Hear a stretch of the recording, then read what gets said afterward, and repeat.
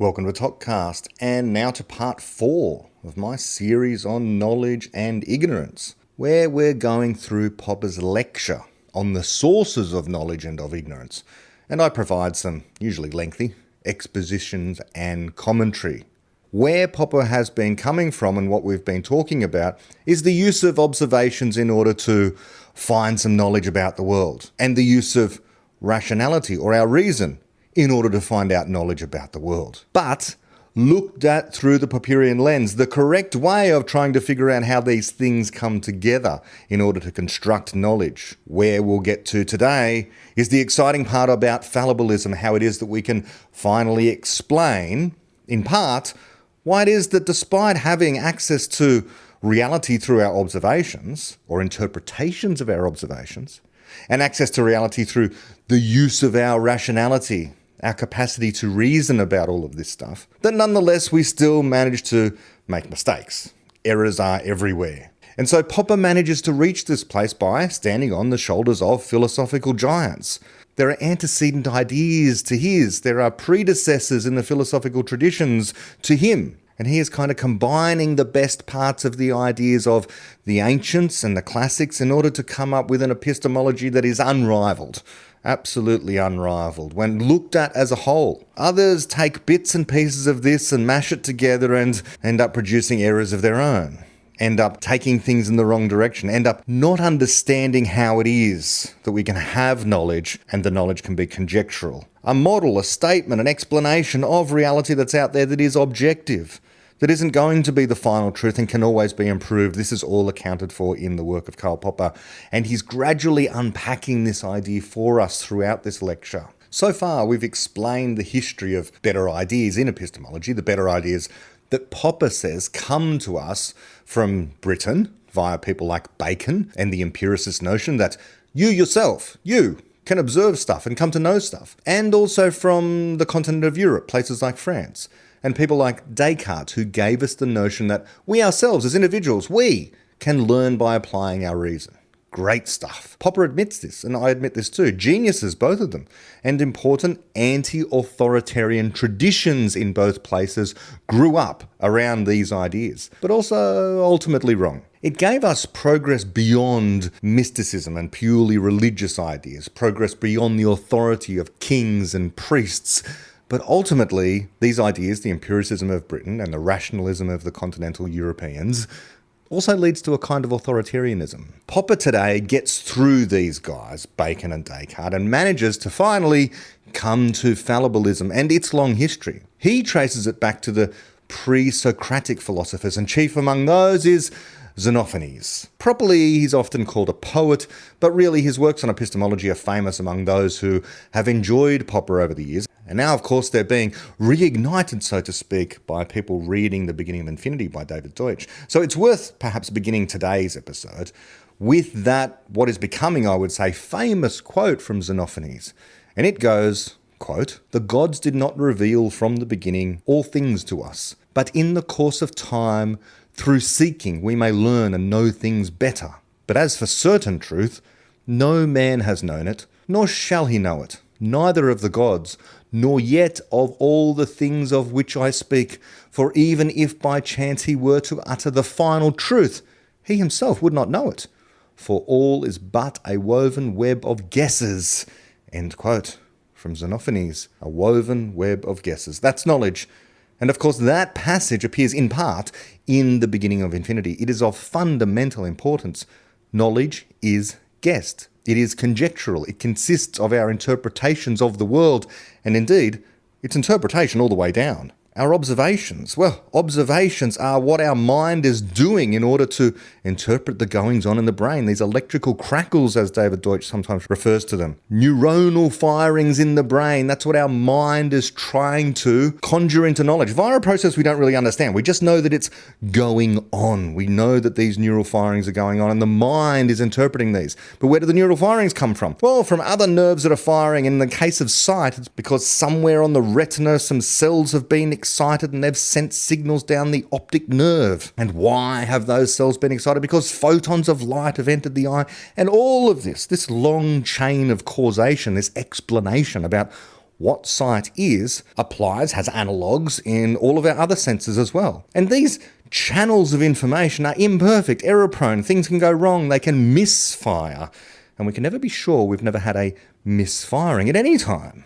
But through the careful application of reason, we can, if we're lucky, correct some errors. We can sift some of the truth from some of the falsity, but never be sure about any of it, because again, this is all a matter of interpretation. It's a matter of guessing that what we're getting from our senses, in some way, shape or form, is providing us accurate information. But how can we know that? Well, we don't. We have to have theories. Our observations are theory-laden. We can explain what's going on with observation, but the explanations themselves are liable to improvement, to change, to being refuted, overturned over time. And this is what it means for our observations to be theory-laden, which is just to say, it's just a special case of a kind of guess that we have about the world, what our observations mean, what they should mean, what we think they mean. It is interpretations all the way down, from our ideas in our mind about mathematics, about which we think we're certain, our observations about the world, which we think we can't be in doubt about. It is all interpretation. It's all conjectural. But not all interpretations are equal. No, of course not. There is such a thing as better and worse interpretations, better and worse ideas. This is an objective matter. It's not like you've got your interpretation and I have mine, let's just call it a day. People do indeed interpret fossils as, for example, evidence of Noah's flood or some clever deception by God. But the correct interpretation is dinosaurs. That's what we know to be the case. The dinosaurs once walked the earth and they sank in mud piles and they got preserved when those mud piles were turned into rock over time, leaving an imprint of bones. That's how we know dinosaurs exist. But our ideas about dinosaurs have themselves evolved over time. They have changed, they have improved. At no point do we say, that's it, it's all settled, that's the final truth about the dinosaurs. We understand everything about dinosaurs. Here's a certainly true statement about dinosaurs. We can't know this.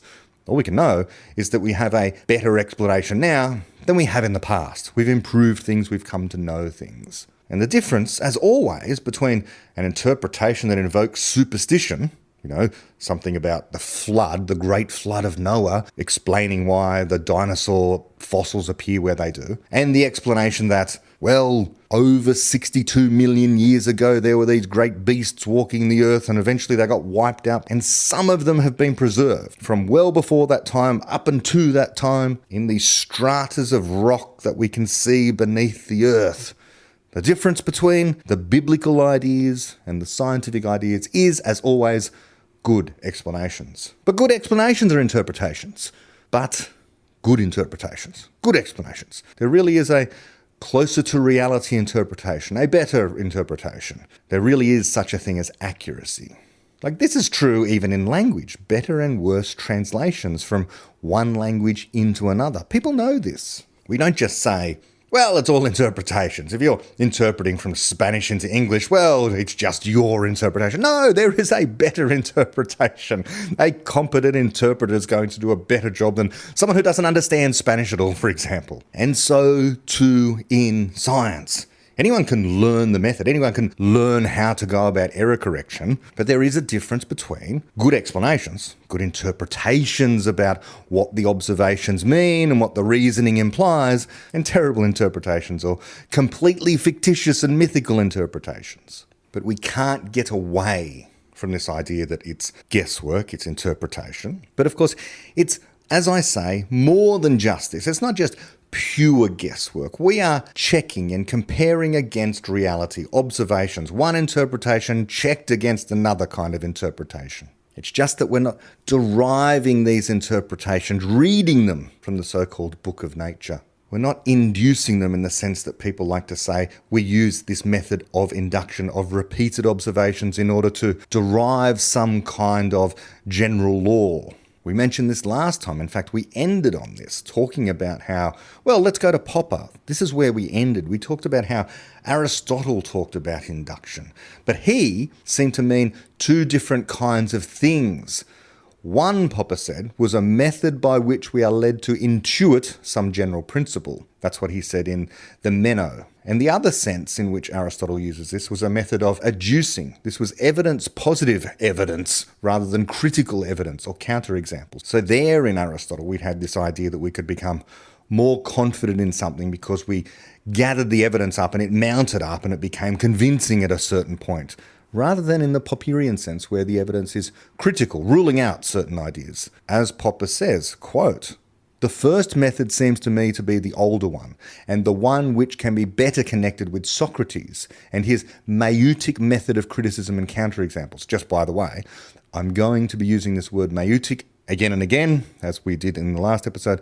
It means the method of questioning, the Socratic method of questioning that Socrates was famous for using. But even here, there are kind of two versions of Socrates that I will come back to about whether or not this method of questioning got us to some certainly true ideas or whether or not it just revealed our ignorance and enabled us along the way to construct something like fallible knowledge or incomplete knowledge or conjectural knowledge, call it what you like. Popper goes on to say about these two forms of induction that were in Aristotle. He says, quote, "The second method seems to originate in the attempt to systematize induction logically, or as Aristotle puts it, to construct a valid syllogism which springs out of induction. This, to be valid, must of course be a syllogism of perfect or complete induction, complete enumeration of instances, and ordinary induction in the sense of the second method here mentioned is just a weakened and invalid form of this valid syllogism." End quote. So there we have in Aristotle this attempt, as many have attempted over the years, people like Hume and all the way through to the modern Bayesians, of trying to systematize this method of repeated observations into some way of constructing certain knowledge, or at least knowledge that we are highly confident in, probably true, and so on and so forth. Popper also said there at the end that Aristotle described Socrates by saying, quote, "Socrates raised questions but gave no answers, for he confessed that he did not know." And then Popper goes on to explain, "Thus Socrates' maieutic is not an art that aims at teaching any belief, but one that aims at purging or cleansing the soul of its false beliefs, its seeming knowledge, its prejudices.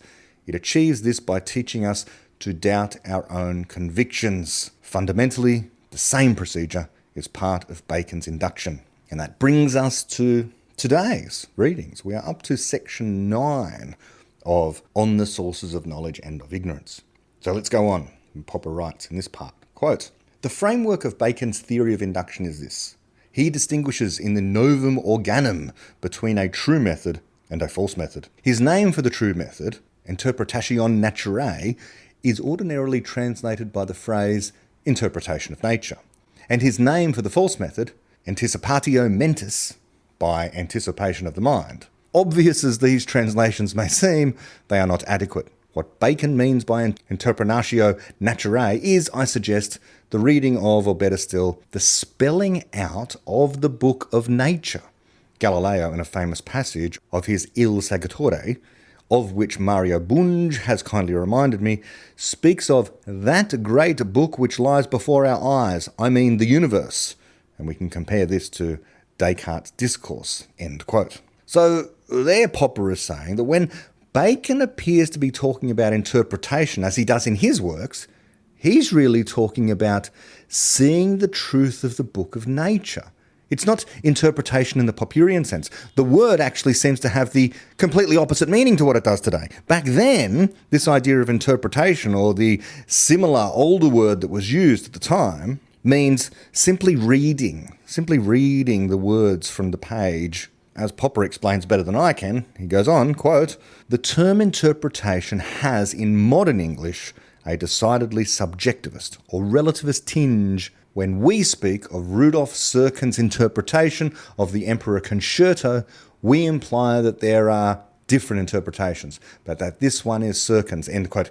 Rudolf Serkin was a famous pianist who was famous for particularly playing Beethoven stuff really well. Popper goes on to say of Rudolf Serkin, "We do not, of course, wish to imply that Serkin's is not the best, the truest, the nearest to Beethoven's intentions, but although we may be unable to imagine that there is a better one, by using the term interpretation we imply that there are other interpretations or readings, leaving the question open whether some of these other readings may or may not be equally true.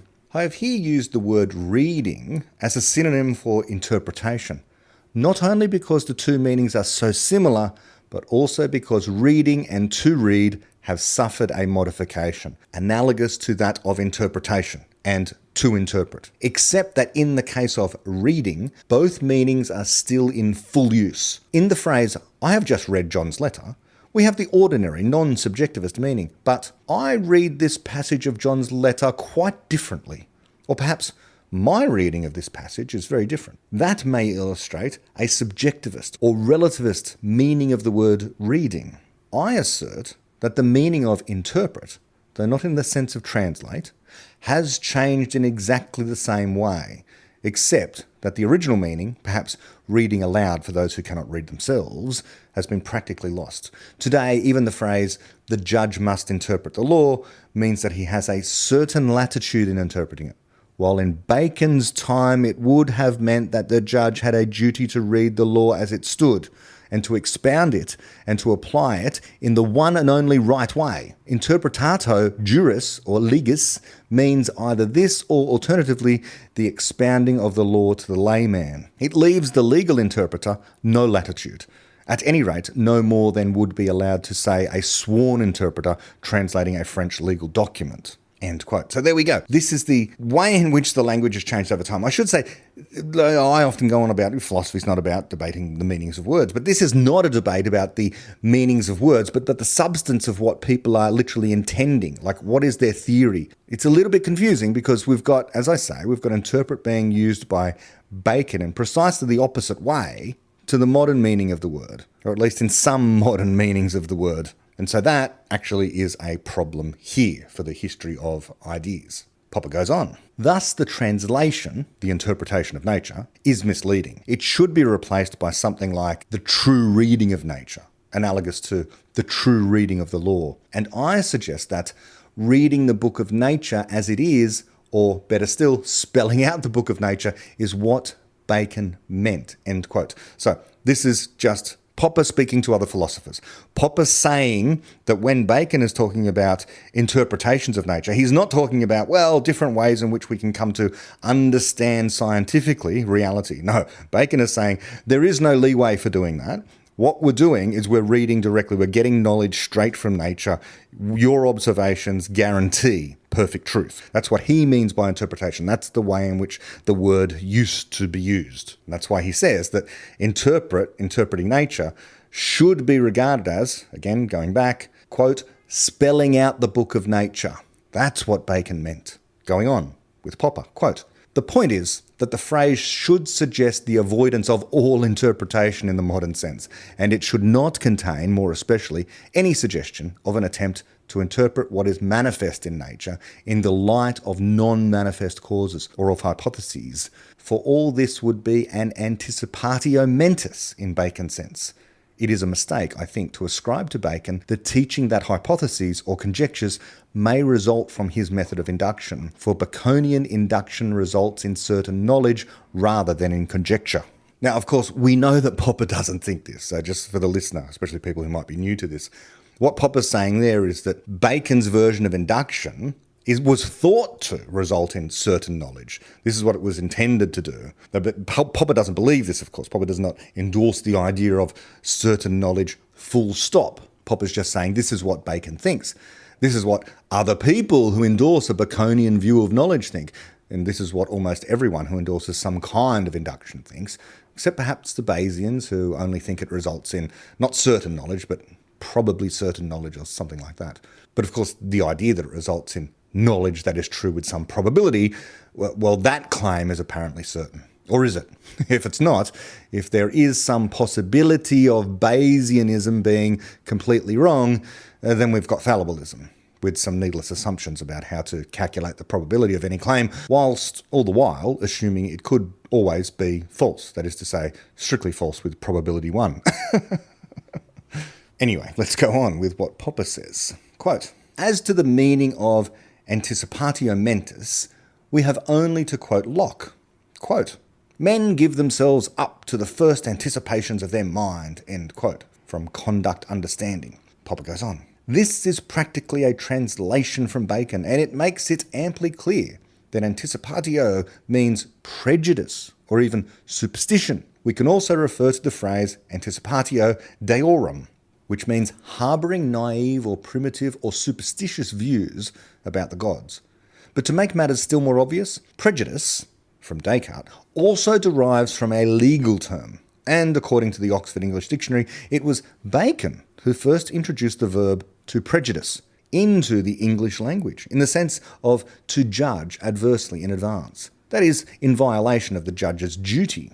End quote. In other words, for Bacon, there are only two possibilities. Either you read from the book of nature, you believe your eyes and ears, as it were, you believe they are delivering you the truth, and you cannot be deceived in that way by carefully observing. So it's either that, you've either got all that, or it's superstitious nonsense.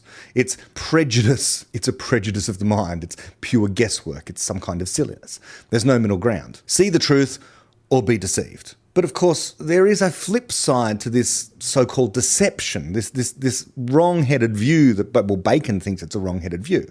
And the flip side of this is that deception might be considered here to just be hiding the truth. Okay, that's what we say when, someone's deceiving us. They're hiding the truth from us. Now, of course, deception of that kind does have a pejorative sense in our language, but hiding the truth is just what reality actually does. We can't get at the final truth. It's veiled. It is there, but it needs to be uncovered. It needs to be interpreted. And by uncovered, I don't mean to finally reveal the final truth. The coverings are infinite, if you like. It's not that some prejudice hides it or some greater power is hiding it. It's merely that we ourselves are fallible and cannot read the book of nature directly. So what else is there for it but to guess at it and then to check in some way by careful attempts at refutation, by criticising, testing and comparing and so on. Popper goes on to say, quote, "Thus the two methods are, 1. The spelling out of the open book of nature, leading to knowledge or episteme, and 2. The prejudice of the mind that wrongly prejudices and perhaps misjudges nature, leading to doxa, or mere guesswork, and to the misreading of the book of nature. This latter method, rejected by Bacon, is in fact a method of interpretation in the modern sense of the word. It is the method of conjecture or hypothesis, a method of which, incidentally, I happen to be a convinced advocate," end quote. So there we have Popper admitting he's a Popperian. He endorses the idea of the method of conjecture, that it's guesswork, that what we're doing is constructing this woven web of guesses. And he goes on to say, quote, "How can we prepare ourselves to read the book of nature, properly or truly? Bacon's answer is by purging our minds of all anticipations, all conjectures, all guesses, all prejudices.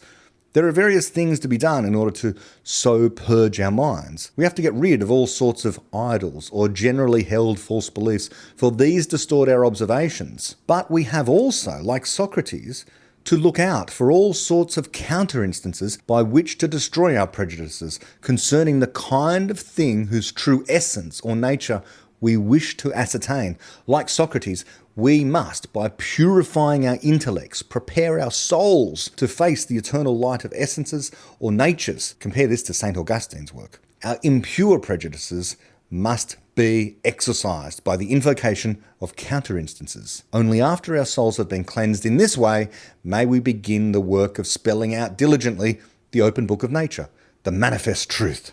End quote. And I just thought, is this not reminiscent of the modern idea from psychology and philosophy that if only you can rid yourself of biases and things like the list of logical fallacies, then you will not fall into error. Then you will be one of the cleansed, so to speak. Okay, so they don't use the word cleansed, but educated, well-informed, high information, rather than that dreaded low information. Qualified, perhaps.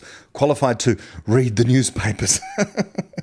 This even happens in schools and undergraduate university now. They do these courses on critical thinking. Not to say that this is all useless stuff. It's not. It's useful stuff. But the message sometimes is, well, you're a special person now that you've been been through this course. You've got the special knowledge. You've got the keys to be able to unlock understanding the newspaper better than other people, better than the man on the street, certainly. That man on the street, he's going to be filled with prejudices and biases, and he doesn't understand the logical fallacies. You now know what straw man is. You now know what argument from authority is. You now know what ad hominem is. You've got the list of logical fallacies. You've remembered them off by heart. You are not going to fall into those errors yourself now, are you?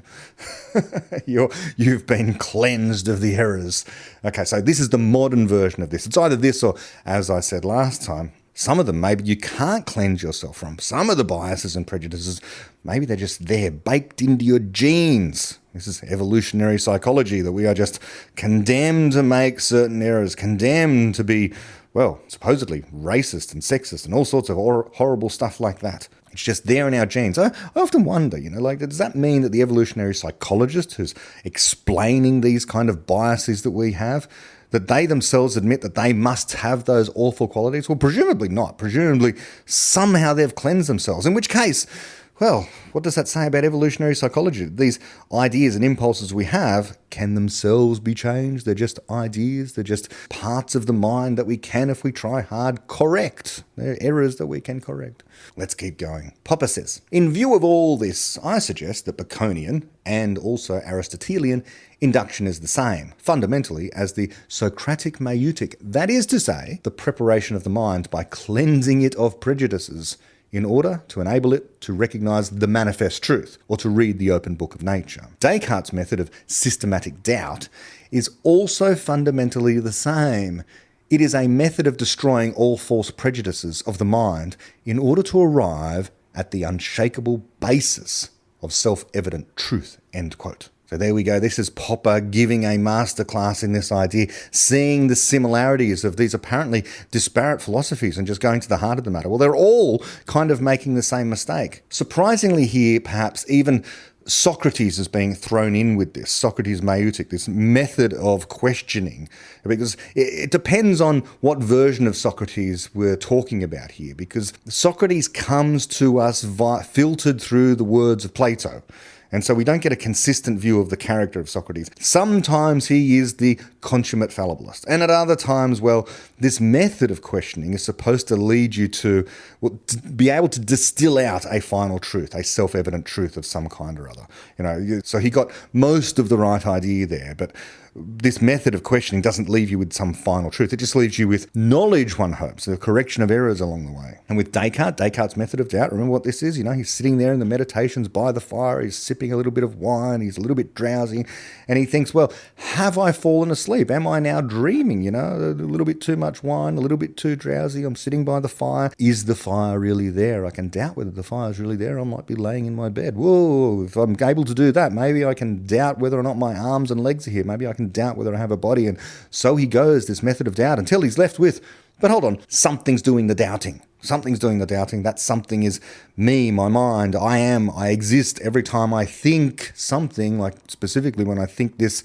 I exist thing, then I exist. Or I think I'm trying to doubt that I exist, then I exist. Okay, this is his method of doubt. But this would mean that idea, this is the one thing you can't doubt, that you exist. Why? Because presumably all the error has been purged. There's just no way you could not be in possession of this truth that you exist. Or as I like to put it, and many people are now in a position of saying, I just can't imagine how it is that while I'm having this thought that I exist, then how could I possibly not exist? I can't imagine it. But as I like to say, one's lack of imagination is not a proof. If it's a proof of anything, it's a proof that one is indeed fallible. It's not a proof that you're infallible on anything at all. Your lack of imagination, one's inability to imagine how things might possibly be otherwise, namely that you could be mistaken, that's a lack of imagination. That's just your fallible mind not being able to do something, namely imagine the possibility that it could be wrong. So you're not proving your infallibility on the fact that you exist at all. But it's a minor thing anyway. It's an edge case. I mean, some people want to have this one point. It's almost like, Archimedes wanting one place in the universe where if only he could have it, he could move the earth.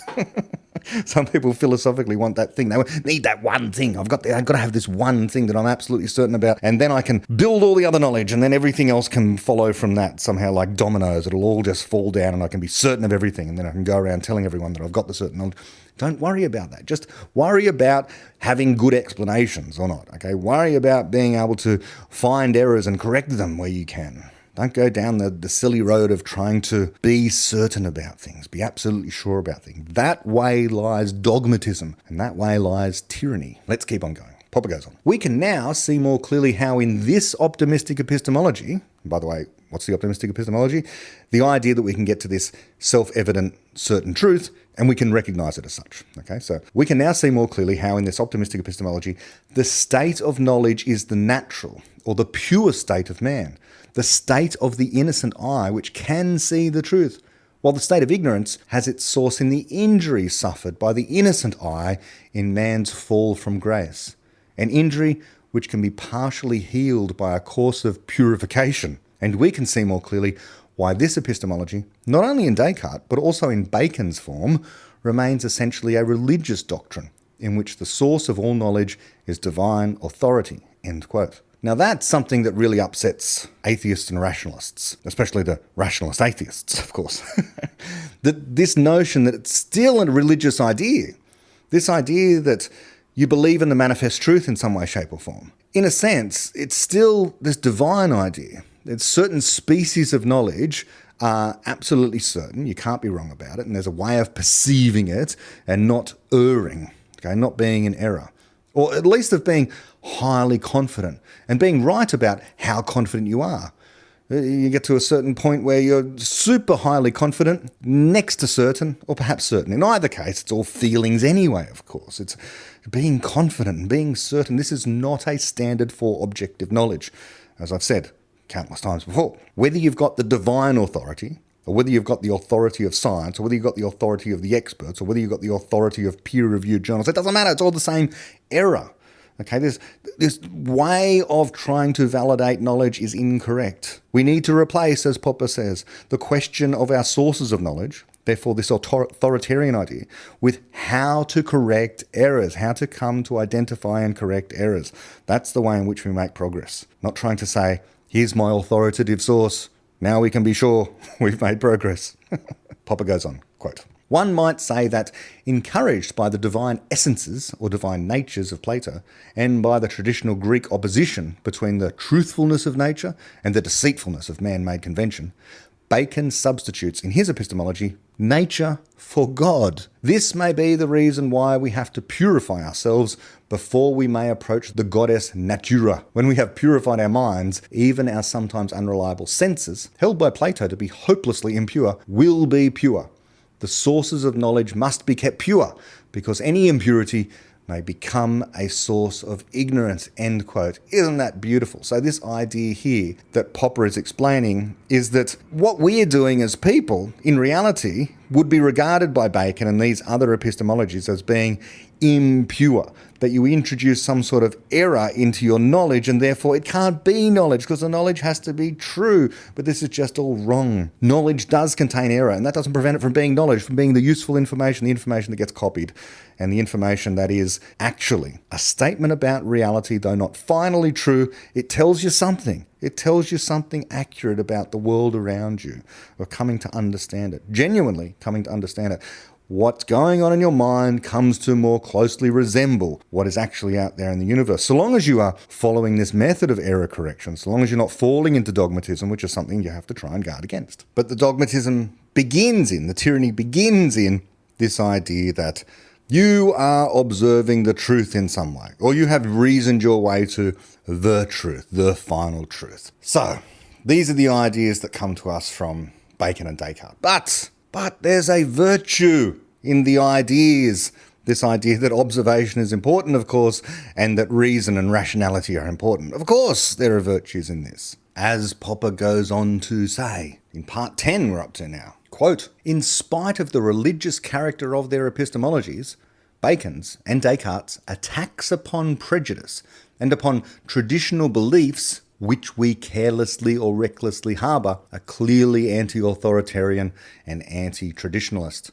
for they require us to shed all beliefs except those whose truth we have perceived ourselves. And their attacks were certainly intended to be attacks upon authority and tradition. They were part of the war against authority, which it was the fashion of the time to wage, the war against the authority of Aristotle and the tradition of the schools. Men do not need such authorities if they can perceive the truth themselves. End quote. So this is great stuff.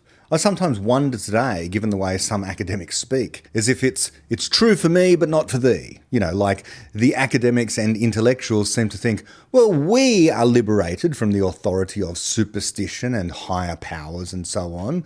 We are liberated from needing to defer to other people, but not everyone else is. To everyone else, we are now the authority, until perhaps such time comes that the others are properly educated. By us, of course. Whatever.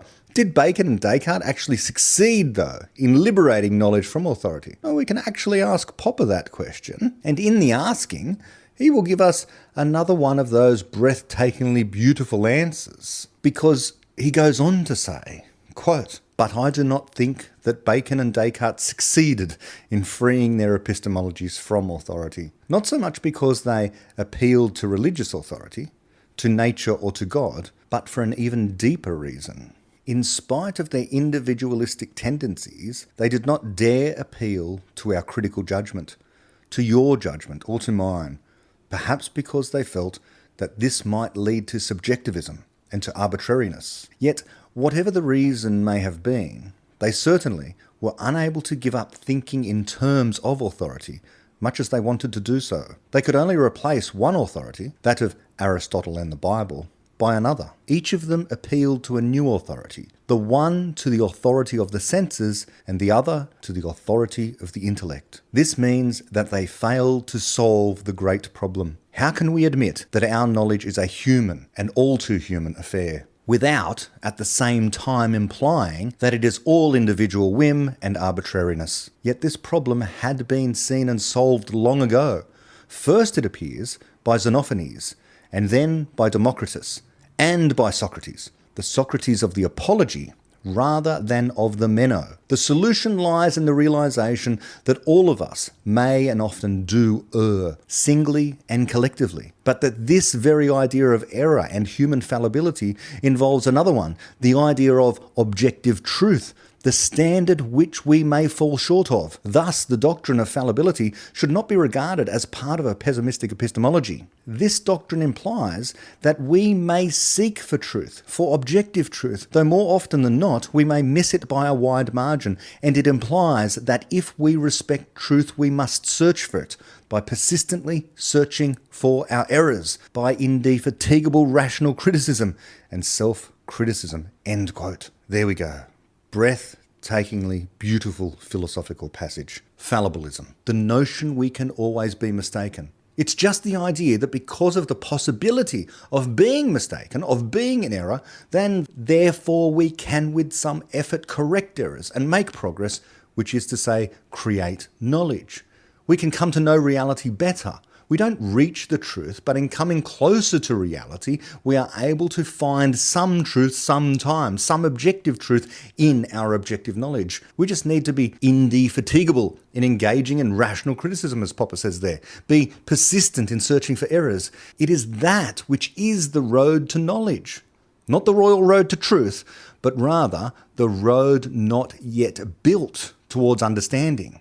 The road we build, brick by brick, and rather often going back and ripping up the pavers and replacing them with something better. All bricks on our non-royal road are imperfect, and it's always incomplete, and we cannot possibly predict where it's going to go next.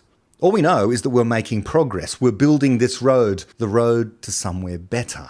Popper goes on, quote, "Erasmus of Rotterdam attempted to revive this Socratic doctrine, the important though unobtrusive doctrine, know thyself, and thus admit to thyself how little thou knowest. Yet this doctrine was swept away by the belief that truth is manifest, and by the new self-assurance exemplified and taught in different ways by Luther, Bacon, and Descartes. It is important to realize in this connection the difference between Cartesian doubt and the doubt of Socrates or Erasmus or Montaigne. While Socrates doubts human knowledge or wisdom and remains firm in his rejection of any pretension to knowledge or wisdom, Descartes doubts everything, but only to end up with the possession of absolutely certain knowledge. For he finds that his universal doubt would lead him to doubt the truthfulness of God, which is absurd. Having proved that universal doubt is absurd, he concludes that we can know securely, that we can be wise, by distinguishing in the natural light of reason between clear and distinct ideas whose source is God, and all the others whose source is our own impure imagination."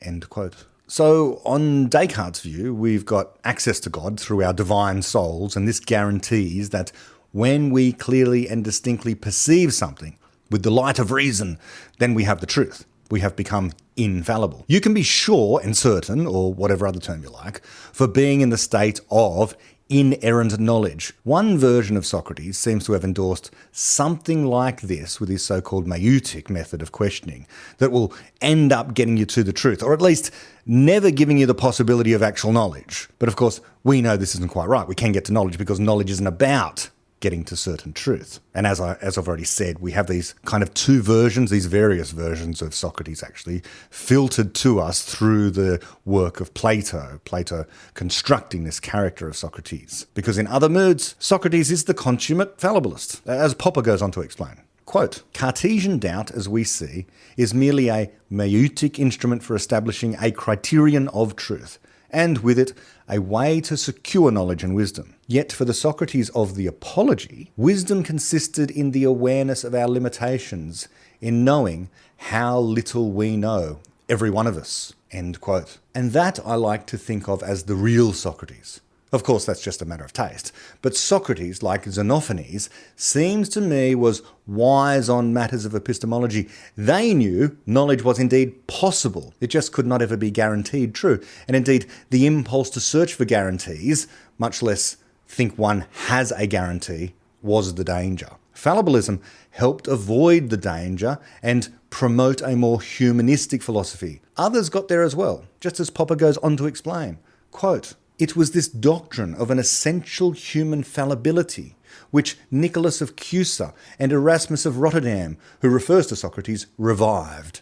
And it was this humanist doctrine, in contradistinction to the optimistic doctrine on which Milton relied, the doctrine that the truth will prevail, which Nicholas and Erasmus, Montaigne and Locke and Voltaire, followed by John Stuart Mill and Bertrand Russell, made the basis of the doctrine of tolerance." "What is tolerance?" asks Voltaire in his Philosophical Dictionary, and he answers, quote from Voltaire, "It is a necessary consequence of our humanity. We are all fallible and prone to error. Let us then pardon each other's folly. This is the first principle of natural right." End quote from Voltaire. And Popper goes on, "More recently, the doctrine of fallibility has been made the basis of a theory of political freedom, that is, freedom from coercion. See Hayek, The Constitution of Liberty." End quote. And that's where we'll end it for today. But there we have Popper talking about fallibilism ultimately. Once we have in hand the idea that, yes, there is virtue in empiricism. Once we have, yes, this idea coming from empiricism, that observations of the real world are important. They're going to allow us to distinguish between theories guessed. And, of course, the use of our reason, the careful application of error correction, is going to help us in this construction of this thing called knowledge. And ultimately, bringing these things together under a fallibilism framework, this idea that we can always be in error, and it's by correcting the errors that we make progress, is what lies at the heart of humanist doctrines. These ideas around tolerance for other people, pardoning each other's folly, as Voltaire says there. And this idea that we should be free from coercion. Why? Because we can all make mistakes. You shouldn't be coercing someone else because you could be in error. You are fallible, as is everyone else. And this is the basis in Hayek's philosophy of, as explained in his work about liberty. What a deeply optimistic idea and a deeply powerful idea, a deeply fundamental idea for philosophy, science, politics, humanity, and progress, of course. Well, I don't think I can top what Popper has said so far today. So we're getting up to part 11. So I think we'll leave it here. today, and we'll pick it up again. It just seems to keep getting better and better, doesn't it? This work by Popper is just, I've used the word a few times, a breathtaking example of good philosophical writing, of giving you a masterclass in this history of ideas and how it is that we've ended up in the optimistic place that we are. This, of course, is kind of the launching pad for David Deutsch and the ideas in the beginning of infinity and the fabric of reality. These ideas that coercion is unnecessary and indeed morally abhorrent. There's no virtuous application of coercion against someone. It is the perfect way of stunting progress, of eliminating knowledge creation, because you're coercing someone when you think you certainly have the right idea, but you're fallible. And if we can all embrace a little bit more fallibilism, while also endorsing the idea that we can possess objective knowledge, error-containing though it is, then tolerance and progress can be allowed to flourish to a far greater degree, perhaps. We're at a good place, can always move to a better place. But until next time, bye-bye.